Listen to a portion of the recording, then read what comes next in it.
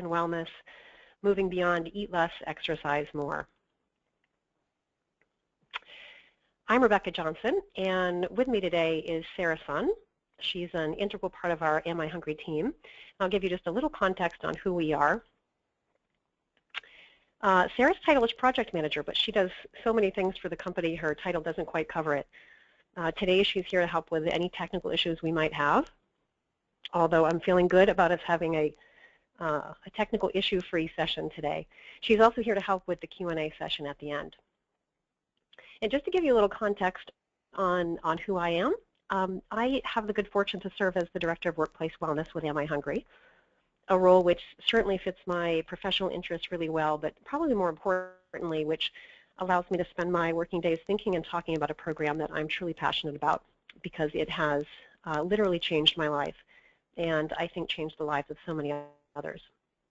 I'll tell you that before I discovered mindful eating, I spent way too many years of my life stuck in the jail of food and body struggles, as I think so many people in our society do today, really unable to be my best self. And during that time, I was working in the health promotion career, kind of early in my career, working with people who had food and weight struggles of their own. And I was using the conventional weight-focused, eat less, exercise more approach that we'll talk a lot about today. And over time, I became very disillusioned with that, but I wasn't sure what else to do. So over the years, I've made a gradual shift away from all of that and towards a more holistic, mindfulness-based approach, not only to eating, but to self-care in general. And that shift has been invaluable for me personally and professionally. So today I'm hoping to share some of those ideas with you that might foster a shift for you, or maybe fill some gaps in your knowledge, or maybe even just validate and provide structure for what you've already been thinking or doing. So before we get into the content for today, I want to take just a brief minute to ensure you know how to participate at the end if you're interested in doing so. As part of the webinar, you'll see in the top right side of your screen that you have a control panel. And if you don't see it, just click the orange arrow. That will swipe it in from the right. So in that control panel, there's a variety of things you can do, but probably the most important things for today, if you do have a technical issue during the webinar, you can type your issue in the questions box and then just click enter. Sarah's going to be responding to those if we have any. And then at the end, we have 15 or maybe 20 minutes for Q&A. So there's two ways that you can submit questions to us to respond to. You can use that same questions box, and Sarah will read those aloud for me to respond to. Or you can raise your hand, which I just highlighted there, your virtual hand, and Sarah can unmute your line. One thing to know if you do want to ask a question verbally is that you need to have entered your audio PIN in order for us to unmute you. Okay, and then just the last administrative thing, we will provide a link of the recording to today's session. I'll send an email out after this, which has a couple of summary handouts and the recording. So let's get into what we're going to talk about. As you know, this is a two-part series. In the first part this week, I'm going to talk about one important component of the current approach to health, which tends to operate with a heavy focus on weight and often the use of restrictive eat less, exercise more strategies. As part of that conversation, I'll share 3 assumptions with you, and then I'll provide some feedback on what the evidence says about each. After that, I will share 3 key tenets of an emerging paradigm shift, which is fortunately leading us away from this weight-focused approach. And then just so you know where we're going with all this, next week in part 2, I'll provide some insight on what mindful eating is, how it integrates the tenets we're talking about today, and I'll introduce you to something called the mindful eating cycle, which is a unique decision-making model that really allows the concepts of mindfulness and mindful eating to be implemented in a concrete, practical way. So as I said, we have maybe 40 to 45 minutes of content for you, and we'll be sure to save some time at the end for Q&A. I hope to hear from lots of you at that point. So let's jump in by exploring a few assumptions that lie at the heart of the current approach to health, or maybe more specifically physical health.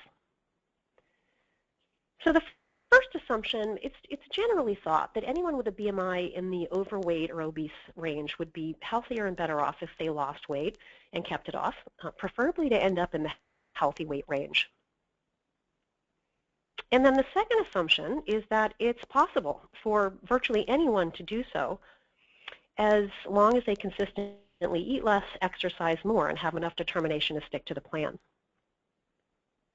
And then the third assumption, there's this idea that, particularly for people who struggle with food and weight, in order for them to eat healthfully or eat less, they really need to follow rules determined by experts about what and how much to eat and how much to exercise.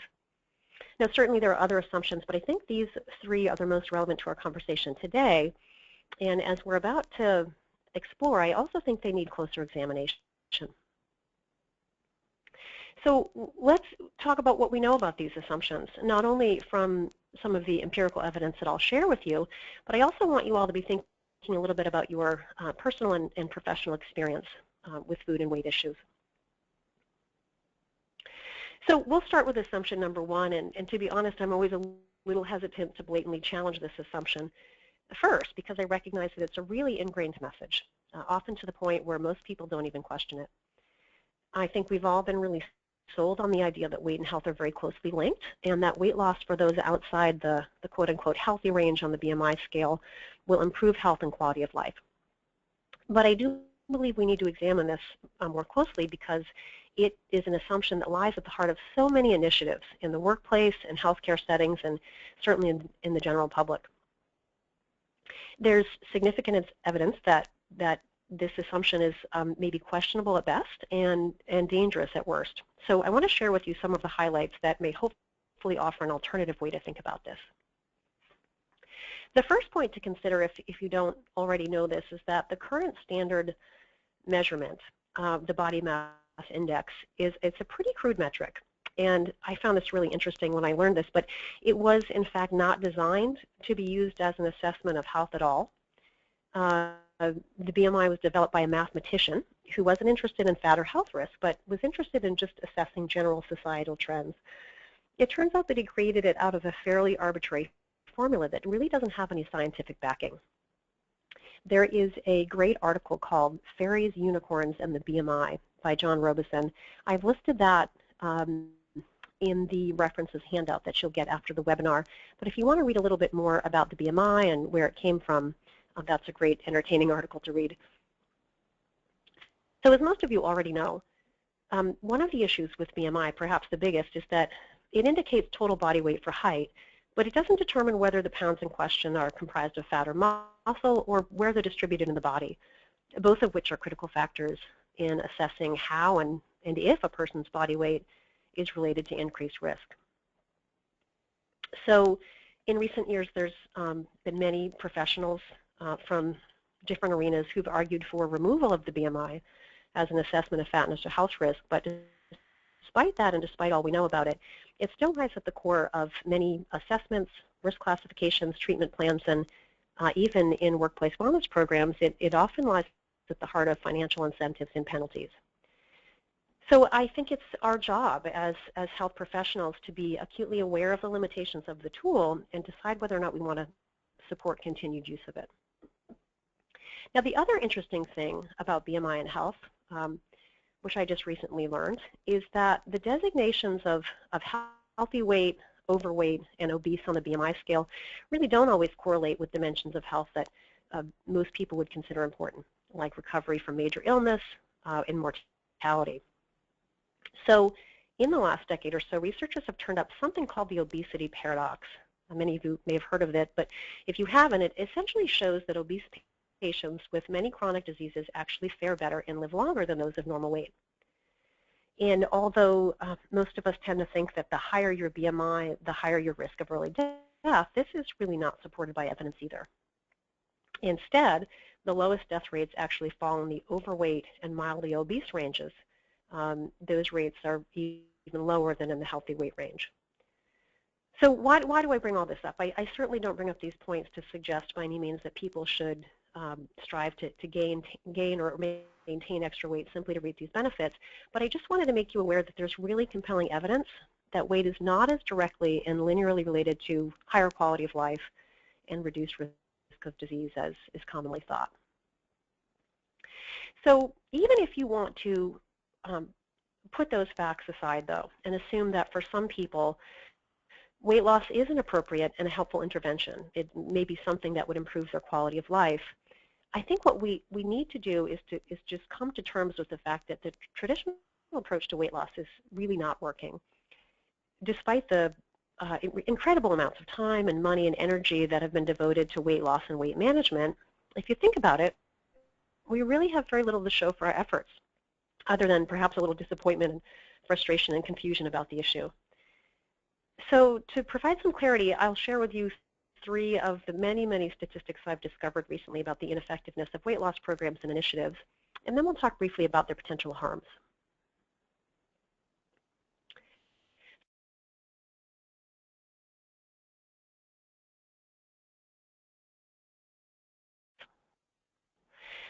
Let's start with this 2007 review of 31 long-term studies on dieting, which was called Medicare's Search for Effective Obesity Treatments, Diets Are Not the Answer. This review concluded that there's little support for the notion that diets lead to lasting weight loss or health benefits. The authors of the review found that the majority of dieters are not only unable to maintain weight loss over the long term, but that 1/3 to 2/3 of them regained more weight than they lost.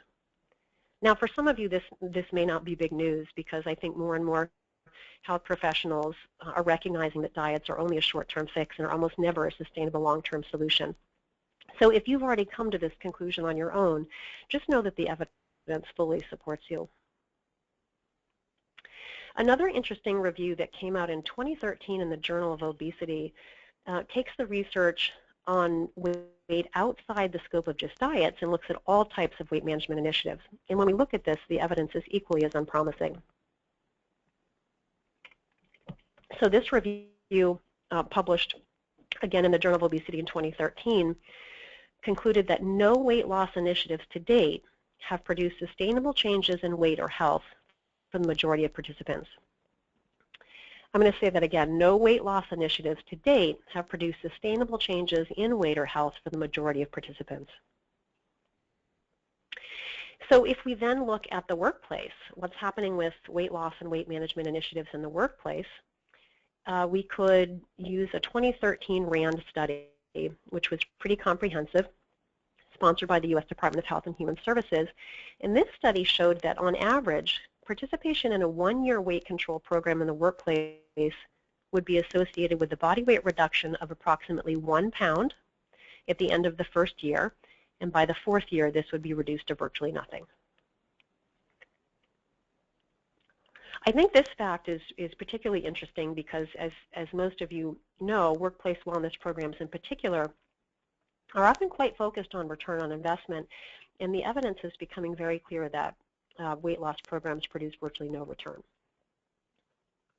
So there are some of the statistics on the ineffectiveness of weight loss and weight management initiatives. Let's talk now about how they can be counterproductive and harmful as well.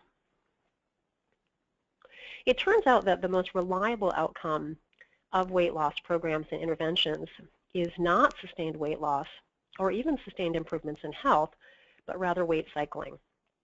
Weight cycling, of course, is the repeated loss and gain of weight, and that is a kind of a damaging phenomenon for people physically and psychologically. It can lead to reductions in metabolic rate, decreased self-esteem, more eventual weight gain over time, and myriad other issues. I think it's also important to note here that people who weight cycle repeatedly have higher mortality rates than any other group, including those who are obese according to the BMI scale but maintain a stable weight.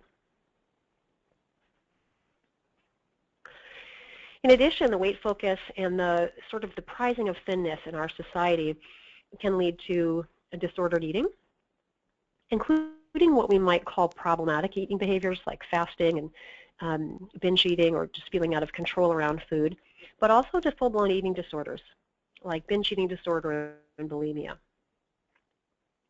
It's also heightened weight bias and weight stigma in our society, which have proven negative effects on individuals, organizations, and societies. So to summarize what we know about assumption 1, we can say that the BMI scale is a poor method of evaluating health risk from weight, that there's some evidence that weight is not as directly related to health outcomes as most people generally believe, and that even for those people for whom weight loss is an appropriate intervention, the current approach is clearly not working and can be counterproductive and even harmful. This quote I discovered from an interview that Dee Eddington did. Most of you know him as kind of the father of workplace wellness. He's been around for a long time and done a ton of research on the topic. But he said way back in 2004 in an interview that, quote, weight loss money is money down the toilet. So let's move on. That was assumption number one. Assumption number two suggests that there's this clear and predictable path to sustained weight loss that virtually anyone can attain, if only they do the right things and have enough willpower to stick to it.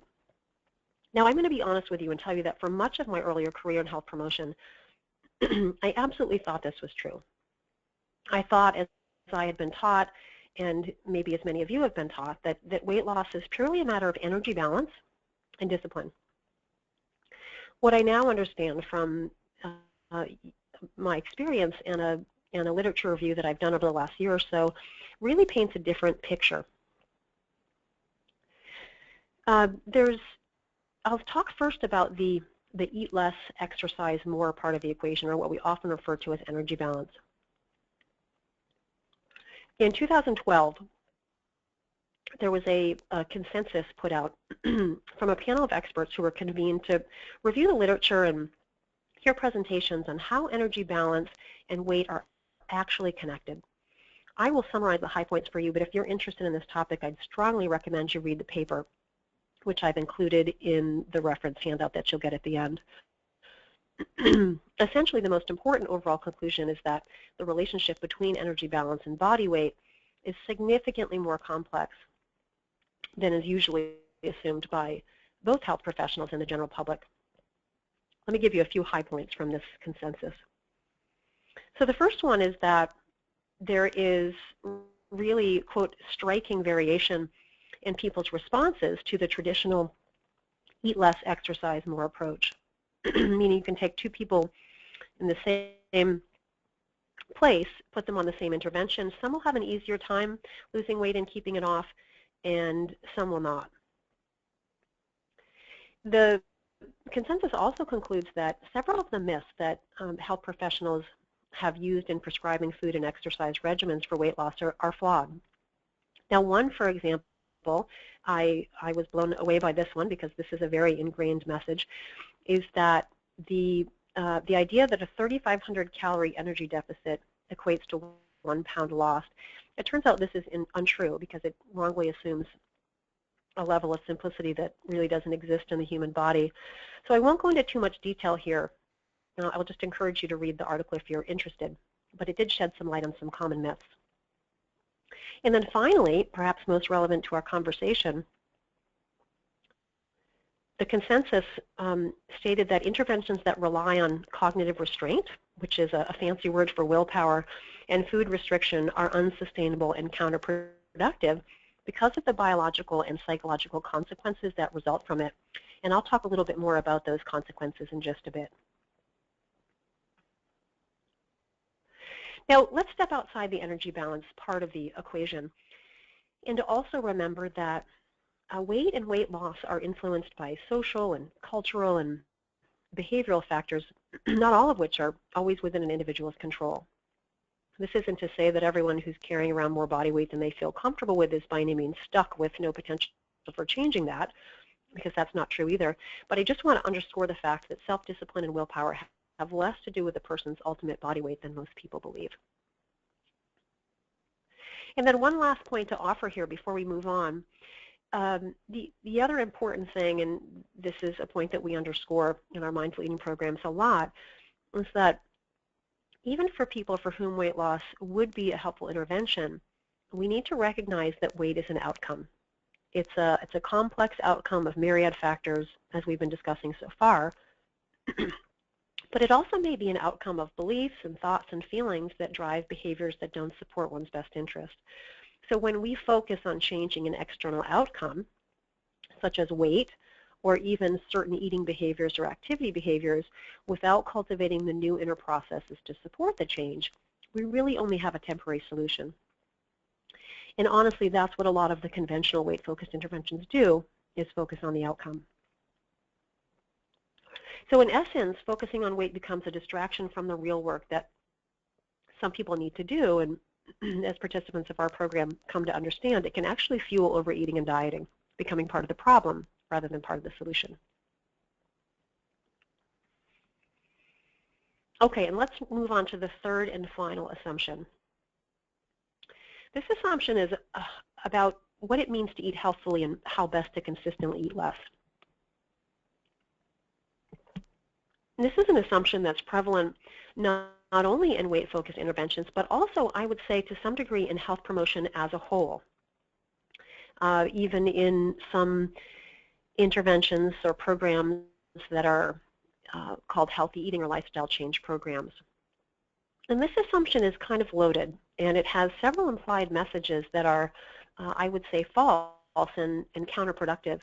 And one of those messages that's a part of this assumption is that people who struggle with food or weight are incapable of handling freedom and choice with food, so they must rely on experts to tell them how to eat. This assumption also implies that it's reasonable to expect people to be able to adhere to external rules about food, despite the fact that they're often confusing and disconnected from our own internal experience.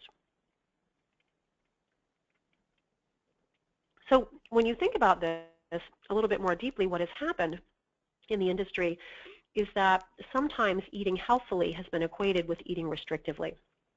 And I want to talk a little bit about what that phrase restrictive eating means. Many of you are probably familiar with it, but let's just make sure we have kind of a common understanding of it. As I see it, restrictive eating comes in a couple of forms. One is more obvious, and the other maybe not so much.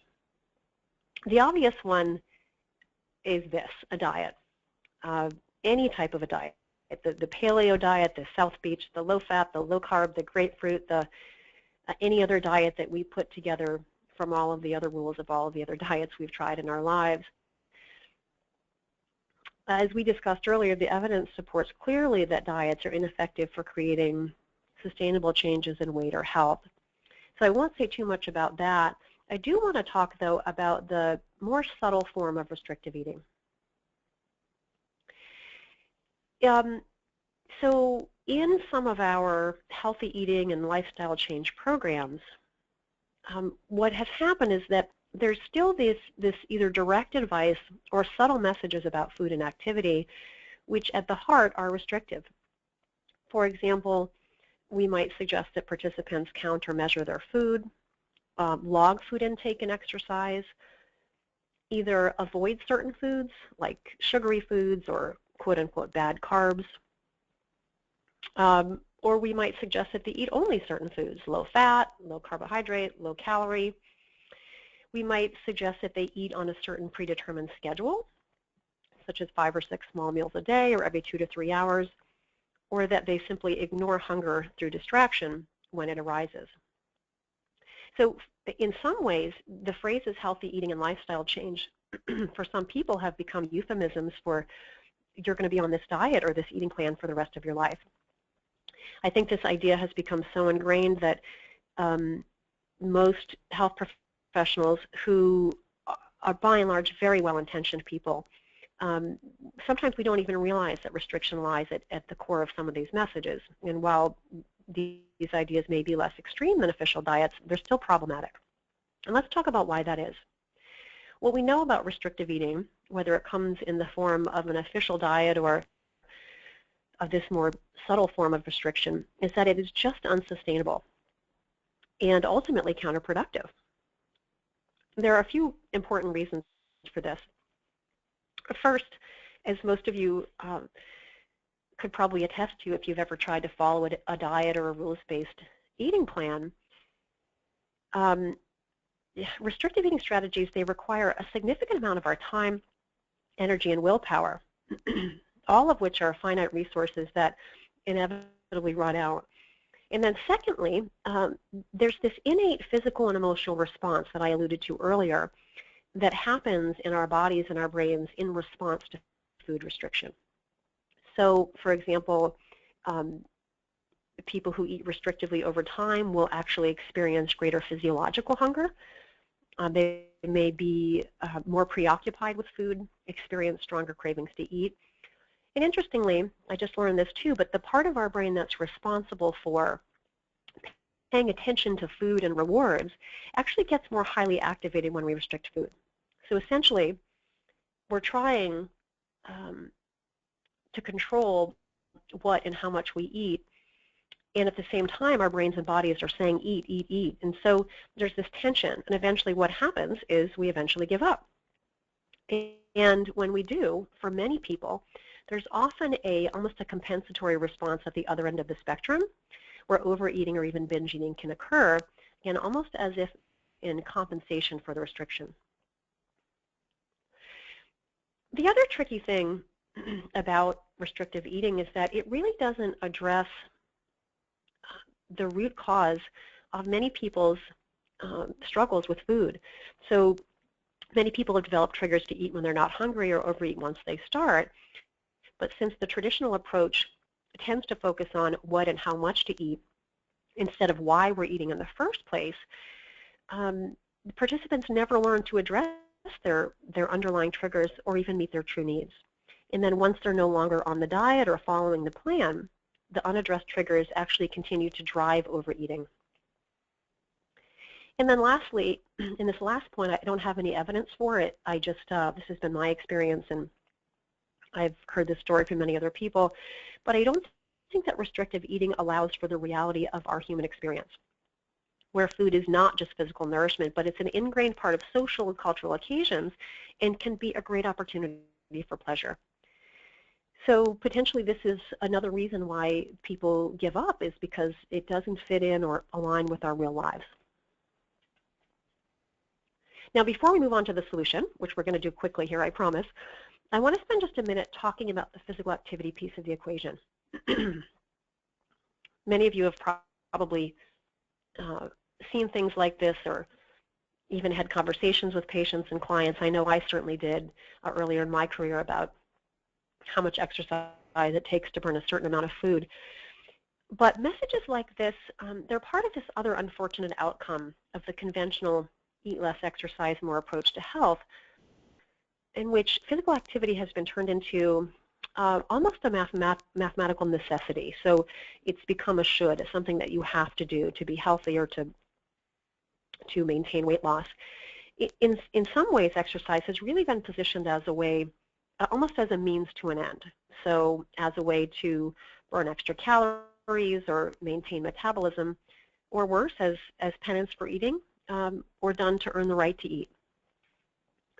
These types of messages and perceptions, I would say, have contributed to many people's negative experiences and feelings about physical activity, so that instead of being viewed as an opportunity to feel good and experience joy and vitality, there's a sense of dread around exercise. Now, there are certainly lots of reasons why people struggle with integrating physical activity in their lives in a satisfying and sustainable way, but I think this is one of the biggest. So to sum all this up, is what has happened is the outcome for many people of our current weight-focused, eat less, exercise more approach is they get stuck in a yo-yo pattern. When they're overeating and perhaps not exercising as much as they'd like to be, they feel out of control and oftentimes guilty. And then something happens. Maybe we have a high school reunion, or we have a scary medical issue, or we simply just get fed up with ourselves and feel like we need to get back in control. And so we try a diet or some other rules-based plan, and we're able to stick to that for a few months or weeks or days or even just a few hours.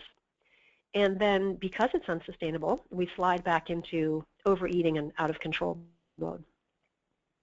And so for many people, the shifting kind of goes on and on. Many people actually vibrate in this constant state between in control and out of control. So this has been called yo-yo dieting. That's a really common term for it. At Am I Hungry, we call it the eat, repent, repeat cycle. And this has become an incredibly common pattern in our society today and has many adverse consequences. So it leads to weight cycling and disordered eating. We talked about those earlier.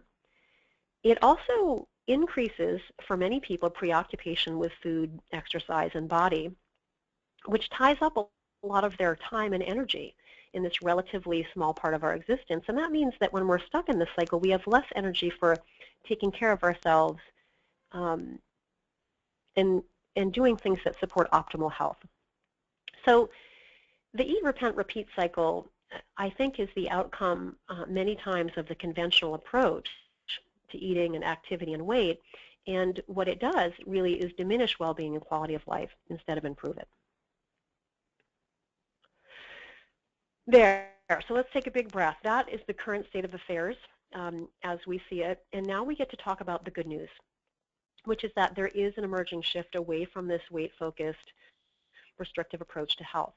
We're in the midst of a very interesting time in health promotion, one in which there's been a rise in 3 key tenets that I'm going to talk with you about now that are part of a paradigm shift. So those 3 tenets are weight neutral, taking a weight neutral perspective on health in general, a non-diet approach to food, and the use of mindfulness-based strategies. I'm going to talk briefly with you today about each of these 3 and then provide a little bit of evidence around each. So we'll start with weight neutral. What does that term mean, and what does it mean to be weight neutral? Essentially, the weight neutral approach is based on the fundamental idea that a person's health risk or quality of life really can't be determined based on a number on a scale. The weight neutral approach honors the fact that bodies naturally come in a variety of shapes and sizes, and that there is no single ideal weight range or shape for everyone. It also recognizes that, as we've talked about today, body weight and weight loss are much more complex than a single universal formula. So in weight neutral interventions, instead of focusing on weight-oriented outcomes, participants learn to take charge of their beliefs, their thoughts, their feelings, and their behaviors. And this ultimately leads to improved well-being regardless of weight. The weight neutral approach has an added benefit, I would say, too, in that it helps people address the underlying issues that need attention on the inside. And this often translates to positive change in other areas of their lives. So most people, when I talk with them about a weight neutral approach, feel good about the idea or at least open to it. But one question that often follows is, it sounds good, but does that really work? And the short answer to the question is yes. Weight neutral programs can and do help people improve many, many diverse aspects of well-being, and they tend to do this more sustainably than diets or weight-focused programs. So, for example, weight neutral programs result in significant improvements in physiological measures like blood pressure, health practices like physical activity, and psychological issues. And they do this sustainably regardless of changes in weight. The other thing that's important to know is that weight neutral interventions, or at least those that have been studied, they have lower dropout rates than traditional diet or weight-focused programs, and with none of the adverse consequences that we've discussed so far. Tenet number 2 is a non-diet approach. So many of you may be familiar with the term non-diet. It has grown in popularity recently. And I wanted to just define it a little bit for you. The first key point about a non-diet approach to food is that it means relearning to manage food intake by becoming attuned to internal cues, like hunger and satiety, rather than external rules, which are often difficult to follow and disconnected to our internal experience. It also means replacing the concept of good and bad foods with an all foods can fit approach based on the principles of balance, variety, and moderation. And then finally, and this is a big one here, non-diet means recognizing that both nourishment and enjoyment are legitimate goals for eating. This is a big shift for people who've been dieting or overeating or following someone else's rules about what they should be eating for a long time, in which case they've been taught or taught themselves that healthy eating means eating only certain foods and not others. So there's lots of promising research on the non-diet approach. which is growing daily. We have found that non-diet programs have positive and lasting effects on total cholesterol and LDL, blood pressure, nutrient intake, body weight, food cravings, eating disorder symptomology, and psychological variables like self-esteem and depression. As with weight-neutral interventions, non-diet programs have much lower rates of attrition than diet programs, which of course in itself is a benefit. So the third key tenet of this emerging paradigm shift is that of mindfulness. Mindfulness is of course an ancient practice, but it has grown in popularity in recent decades, particularly in westernized societies, in large part due to its ability to address modern struggles, and particularly to reduce stress, improve health, and increase quality of life. There are many definitions of mindfulness out there, but I think we could all agree that generally mindfulness means paying attention to the present moment, cultivating awareness of both internal and external experiences, and observing and accepting these experiences as non-judgmentally as possible. And then finally, mindfulness gives us the ability to make more intentional decisions and responses. Mindfulness is a very big topic, and there's lots to be said about it, but I just briefly want to talk about one of the practical ways it can be beneficial in our lives. So one of the ways that mindfulness is incredibly helpful is that it allows us to create space between a trigger and a response. So, and through that space, we can open up opportunities for new ways of thinking, feeling, and behaving.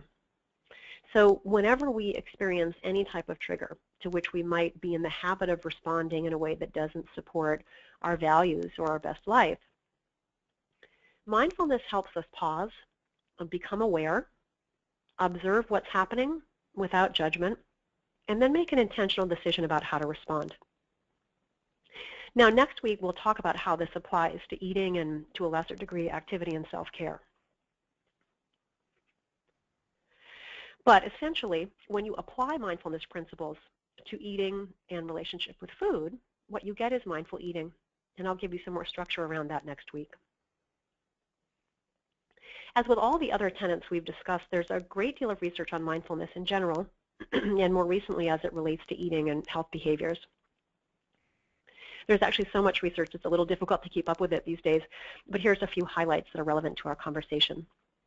So we know that a greater degree of mindfulness in everyday life is associated with everything that's on this list: more fruits and vegetables, more physical activity, greater self-efficacy, less impulsive eating, less calories, and healthier snack choices.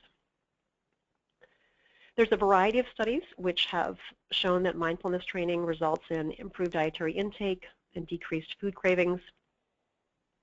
And studies on mindfulness in diabetes treatment show improved dietary intake, modest weight loss, and improved glycemic control. And lastly, and I think really importantly, mindfulness has been proven to reduce eating disorder symptomology and other problematic eating behaviors which are not full-blown eating disorders, but which are very prevalent in American society today. And those include binge eating and emotional eating. So clearly the evidence supports that mindfulness training is a promising way to help those struggling with food issues resolve them, as well as a way to improve health and quality of life overall. So as we bring this week's content to a close and get ready to open up the lines for questions, I'll just give you a preview of next week. Next week we'll explore our approach to mindful eating, which integrates these three tenets we've discussed. And specifically we'll talk about what mindful eating is, how it helps, who benefits from the practice, and how the mindful eating cycle is a really practical tool for helping others implement mindful eating in their lives. I'll also share some options with you for learning more about this or integrating it into your professional life or of the health and wellness offerings for your organization. So before we open it up to questions, I'll just remind you that I'll send you a handout that has all of the references from the PowerPoint today. We'll also send you a white paper with more information on the content. And outside of what we send you, we encourage you to visit our website, amihungry.com/resources for a really comprehensive array of resources on mindful eating and the non-diet weight neutral approach. You'll find white papers, assessments, articles, blogs, research, and much more. You'll also find information on our professional training. So I'm going to leave my contact information up on the screen as we open it up for questions. And let me just remind you that there's 2 ways to submit your questions. You can type your question in the questions box and click enter. Sarah will work through those, or you can raise your hand and Sarah will unmute you. Sarah, do we have some questions? Thank you, Rebecca. That was a great presentation. Thank you. I do not have any questions at this time. For those of you that are calling in on the telephone, please remember that to enter in your audio pin so that we'll be able to unmute you so that you can ask questions. Now, also, you can raise your hand. Let me see here. I do have one question coming in. And Erin says, can you put up the reference sheet again? Yes, I sure will, Erin. So I'll back up a slide here.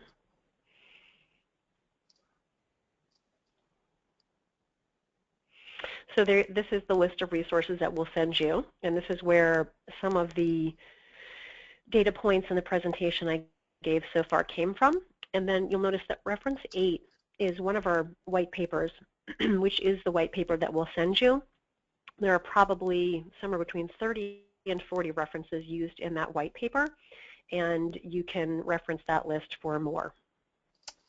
And we have a hand raised from Charlene. Charlene, I'm going to go ahead and unmute you.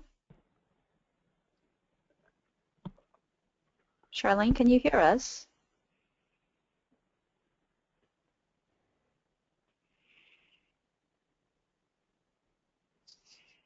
Charlene, you've been unmuted. Are you able to hear us? It looks like she's not able to hear us. So, you know, Charlene, the other option if you want to ask a question is just type it in the questions box and press enter, and Sarah can get to you that way. Okay, let me go ahead and there's another question that came in from Karen. Do you have any resources for classroom teachers to use with a health class in a high school setting? Oh, what a wonderful question. So great timing as well. We have just finished the development of a mindful eating for students curriculum.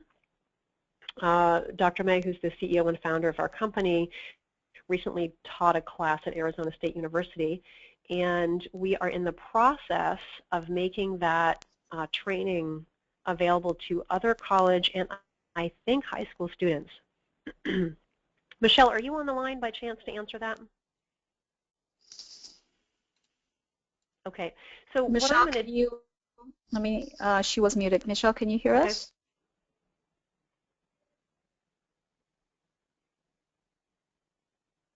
Because she might not be on her headset. So one idea is if you could send me an email about that question, I'll be able to answer that a little bit more fully once I get the full details on that. But the timing is great because we are definitely interested in bringing this to students and have the foundation for that to happen soon.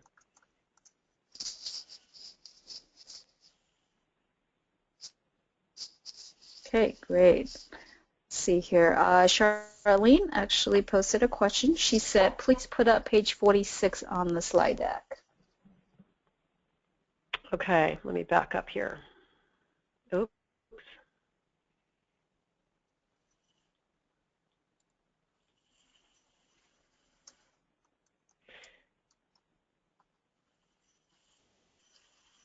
Is this what you were looking for?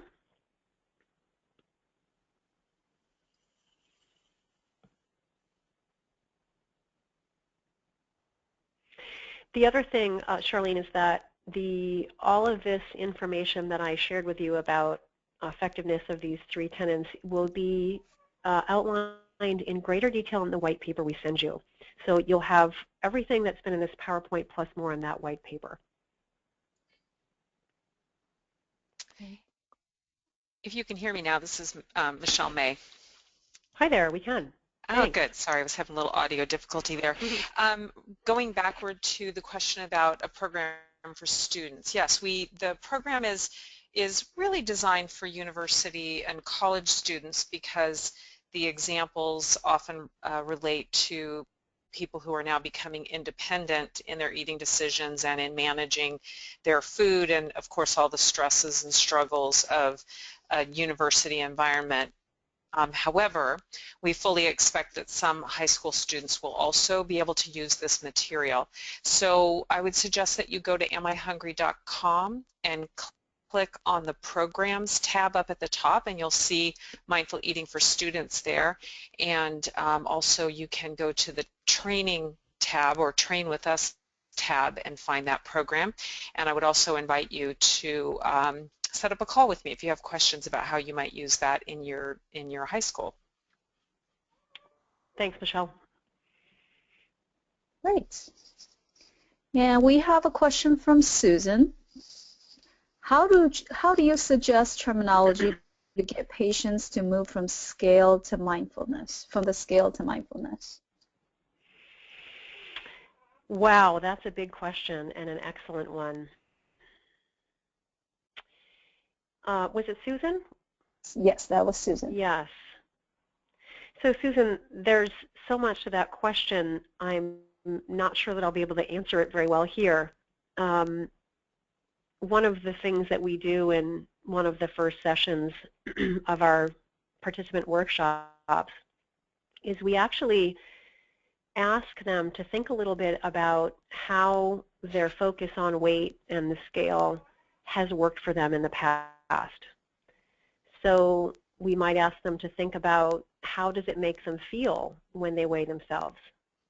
As you probably know, the scale, particularly for people who struggle with overeating and weight or even chronic dieting, the scale can set the emotional tone for the whole day. So one of the things we do is help people think about their own experience with focusing on weight and using the scale as a measurement of good or bad has worked for them. And many times what will happen is they'll recognize in their own time that it isn't helpful. And as you know, probably the best way for people to understand the need to change their ways is not to be told that they should or persuaded, but to have their own personal experience to kind of relate it to their own personal lives. So I guess I might first start with suggesting that clients think about their past experience with weight and scales, chat with them about whether or not that has been helpful, and if there's an opening for them to think about things in a different way, you might even start a conversation about how else they could measure progress or quote-unquote success. So for example, instead of the scale, could they think about could they focus on changes in their thoughts or feelings or behaviors, and or maybe their fitness level or how they're feeling about themselves or how they're able to relate with other people. And if there is an opening for them to shift away from so much focus on the scale, sometimes it's very anxiety provoking for people. So maybe you have a conversation about a way to use the scale moderately, kind of what's the minimum amount that they could keep the scale active in their lives and not feel uncomfortable about it. So for example, if someone's measuring their weight once a day or multiple times a day, maybe they'd be willing to try weighing just once a week as an experiment and see how that feels. So that was a long-winded answer, and I hope it was helpful, but please feel free to ask a follow-up question if not.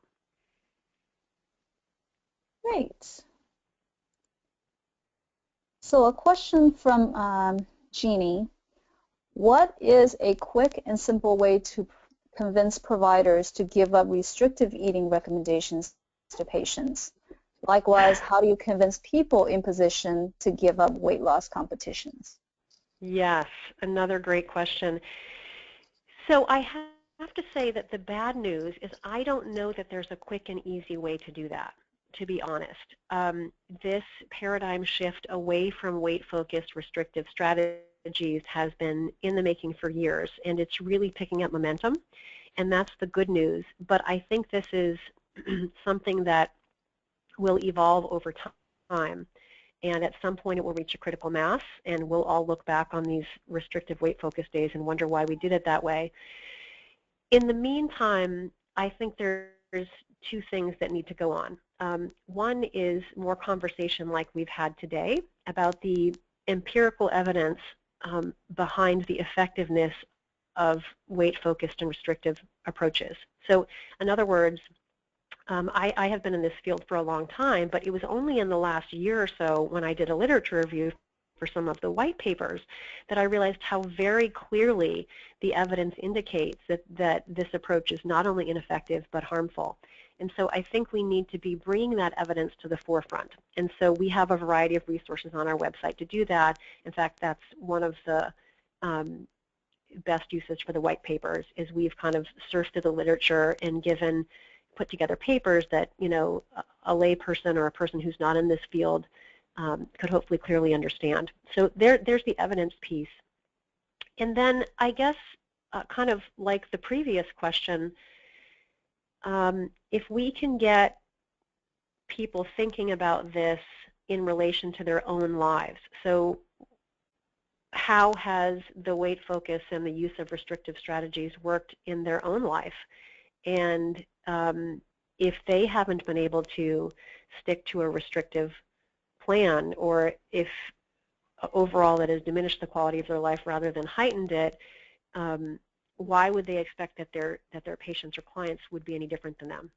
So I think there's a combination of bringing the evidence to the forefront, which is, you know, part of the reason for this webinar today and part of our mission, and asking health professionals to kind of ponder their own experience with the weight focus and use of restrictive strategies. I'm hopeful that we're really headed in the right direction, and that within a few years this stuff will be common knowledge.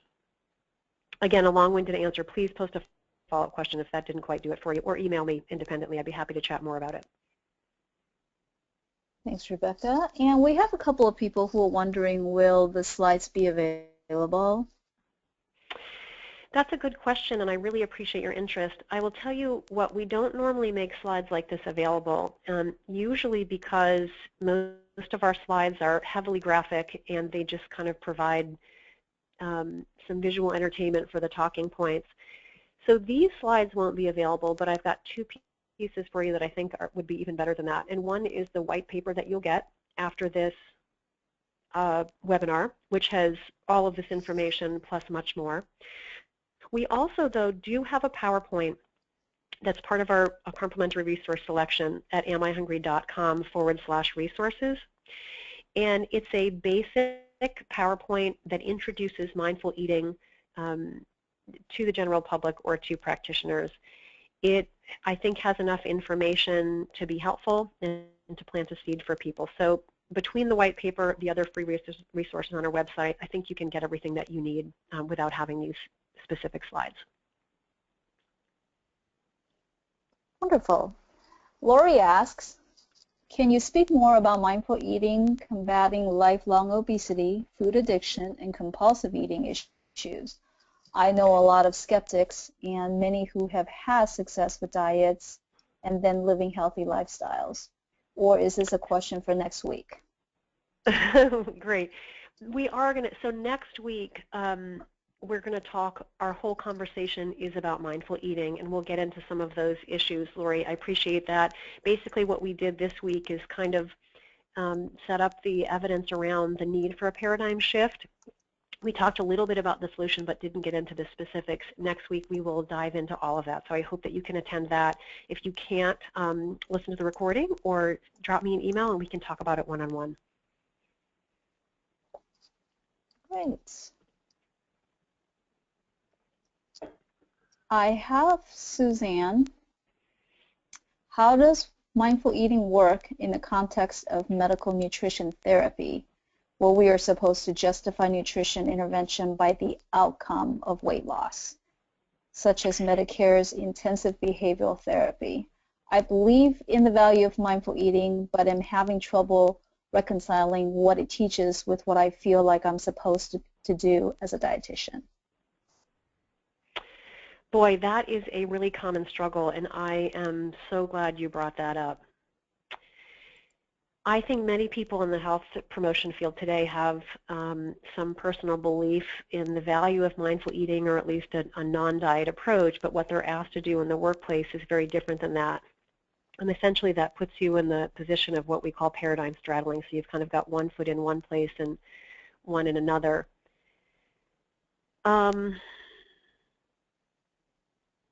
Gosh, Michelle, I don't mean to put you on the spot, but I want to give the audience the best answer possible. And there was someone else that asked a similar question in a previous webinar, and I felt like you did a great job of responding to that. Would you be up for answering her question about what to do when what happens in the workplace is different than what I believe? Right. I mean, I think it is a difficult question, and particularly in a healthcare environment where weight loss is such a focus. I mean, we see that.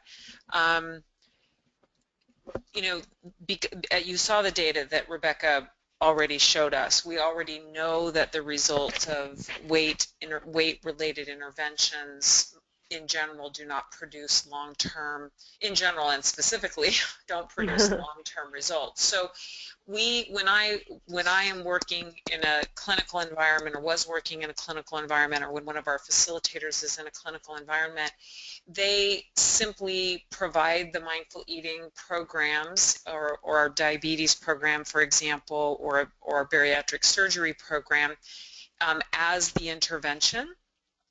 And if they're required to monitor weight, then they do that at the minimal interval that they are required to do so. Now, please don't misunderstand what Rebecca's saying. Many people do lose weight using our mindful eating programs, and some of them lose a lot of weight.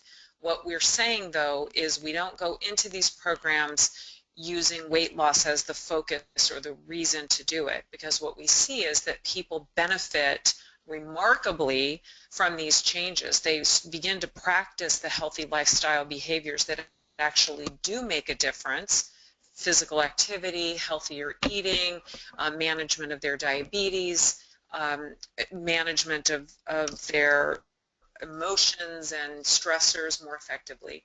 And so we just simply do, I guess, what you might call a bait and a switch, where we offer the program as the intervention, or as in the clinical one-on-one situation, we offer this as the program. We may not even say this is a weight neutral, or we're not going to talk about weight. We don't even talk about weight. We just don't talk about it. We just do the things that we know help, and teach people the self-management skills. And they may or may not lose weight. They may or may not do this, that, or the other thing. We just don't make that the primary focus, and we measure the results for whatever we're required to do. So it is a tough situation, because this program is very much on the cutting edge, and as Rebecca said, I think this is where the whole approach is going to be at some point in time. So we're kind of in the, we're in the early adopters phase right now. This is for people who really want to make a difference and don't want to keep doing the same old thing and getting discouraged and feeling like they're doing something wrong as a clinician. But we're also working in a paradigm where they haven't quite caught up to us. So just play the game a little bit and do what we know is right, and then let the results of the patients and clients speak for themselves. Thank you, Michelle. Well said. So I'm aware of the time. Great. And what I want to do, Sarah, I want to stay on longer so that we can work through the questions that are still there, but I want to honor the fact that it's 3 o'clock. And for those of you who are not interested in staying on longer to ask or hear responses to questions, I want to just thank you for taking an hour out of your time today. I'm hopeful that you found this interesting and valuable, and I hope to hear you back next week, same time, same place. And for anyone that wants to stay on and ask questions, we will be here. We have a couple more questions. One from Christine. Christine says, how do you incorporate mindful eating with patients who need to eat a certain way for their health versus just weight loss? For example, celiac, gluten-free, diabetes, Yeah. Yep. gastroparesis? That's a great question. Also another really common struggle. So one of the things that's very cool about mindful eating is it really is useful for anyone who eats, no matter their health condition. So just to give you this short, I'll tell you that we spend a whole workshop talking about what do I eat. And so there's a lot to this. I'll just kind of give you the nutshell version. But essentially, as part of that decision-making process, we suggest that people, instead of following a list of external rules, that they ask themselves a few questions. What do I want? What do I need? And what do I have?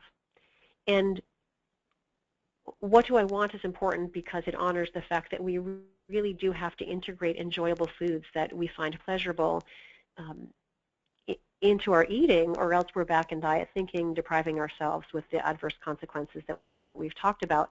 But the second question, what do I need, is also important, and that's where we suggest that people consider things like nutrition information, their current health condition, their health goals, and specific populations, for example, people with diabetes. We give them specific tools for learning how to balance their wants and needs, no matter what their food restrictions are. I feel like that probably sounds like a short answer to a big question, but again, it's a really big topic, and I would be happy to talk more about it offline. But suffice it to say that in our approach to mindful eating, we do give people specific tools for balancing their wants and needs, no matter what their specific condition.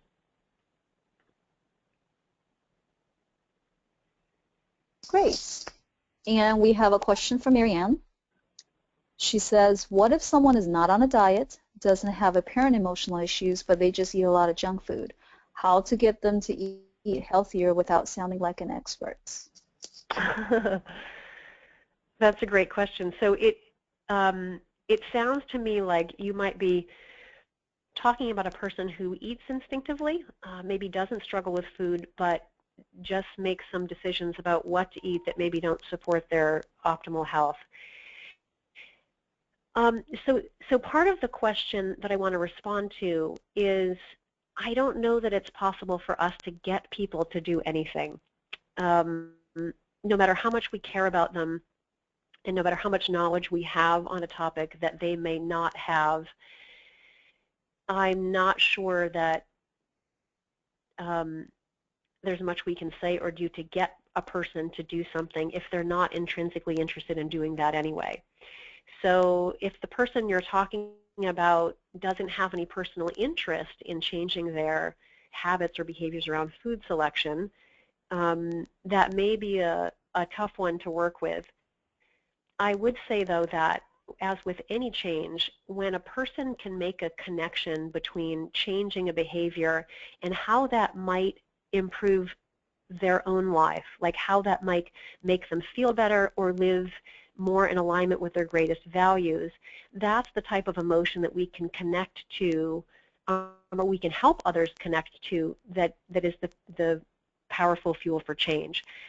So my only suggestion would be to try to step out of teacher role or advice giving and have conversations with that person that might allow them to see how making different food selections would make their life better and would make them feel better. Does that help? Great. Now, last but not least, this is not a question, but Cheryl would like to say, awesome presentation and webinar, Rebecca. Not easy to do, and you rocked it. Oh, that's sweet, Cheryl. Is that Cheryl Davis? I bet that's Yes, Cheryl Davis. It is. Thank you. I appreciate it. So we really appreciate everybody coming today. Are there any other questions that we could answer for you?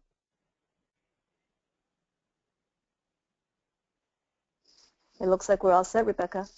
Okay. Thank you all. I really appreciate you being here, and I look forward to talking with you next week. Bye-bye. Bye-bye.